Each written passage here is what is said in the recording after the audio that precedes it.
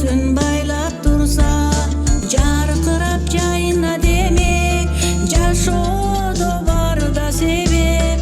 Айт кыламындан артык адамга эмне керек, айт кыламындан артык адамга эмне керек. Короңдо малың болсо, колтуктар жарың болсо, чакырып чай берүүгө чай берер алың болсо, сууңду балга теңеп, сүйүүдө барда себеп. Айт кыламындан артык адамга эмне керек, айт кыламындан артык адамга эмне керек.